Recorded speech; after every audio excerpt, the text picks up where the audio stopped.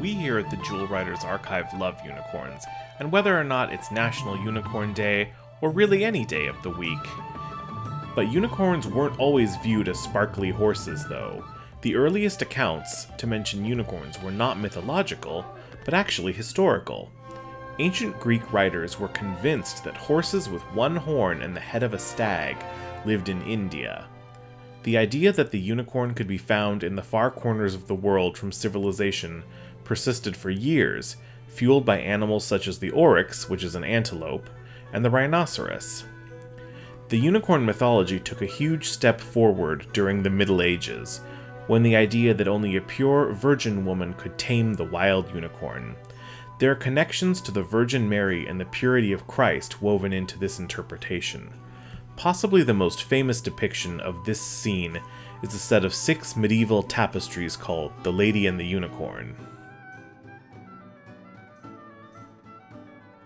Unicorns are often depicted as a horse with a goat's cloven hooves and beard, a lion's tail, and a slender spiral horn on its forehead. The horn is said to purify water, cure poison, and heal disease.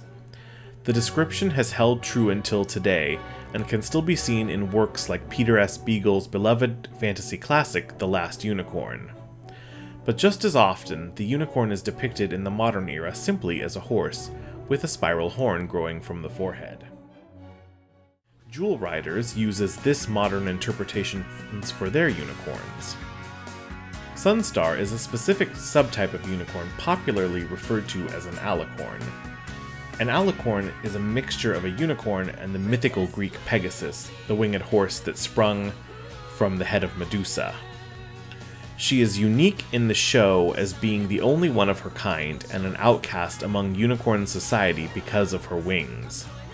Shadowsong is a zebracorn, mixing zebra and unicorn features, and was also an outcast because of his stripes. Both Shadowsong and Sunstar are the only representations of their variations on the show, so it remains unknown if in the land of Avalon they are the only ones of their kind. In the second season episode Veil of the Unicorns, the Jewel Riders travel to the seat of the Unicorn Court after Queen Sierra disappears, and those in line to be the next ruler of the unicorns, including Sierra's daughter, Moondance, must compete in the trials. There must be 1,000 unicorns here! Look, it's the Jewel Riders! Wow, is that Moondance? Moondance! The trials are designed to test a unicorn's worthiness to rule and hold the Unicorn Jewel, a magical wizard jewel shaped like a unicorn horn. This episode is unfortunately our only look at the fascinating unicorn culture of Avalon. Who's your favorite unicorn on Jewel Riders? Is it the adventurous unicorn princess Moondance? Or perhaps her wily cousin Kiernan? Perhaps it's the graceful flying unicorn Sunstar? Or maybe even little Cleo, bonded to Tamra. Or perhaps the zebracorn Shadowsong.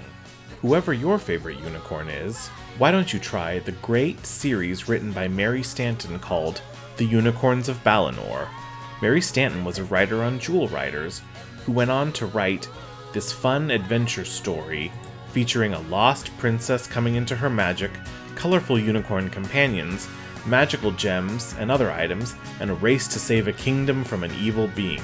Sounds a bit like Jewel Riders, doesn't it? You can find more about these amazing creatures and about Princess Gwenevere and the Jewel Riders at www.jewelridersarchive.com.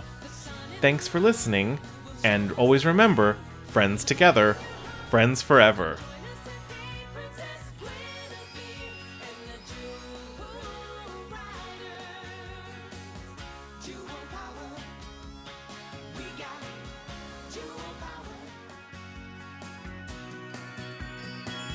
By the magic of the Sunstone, you're tuned into the Jewel Riders Archive.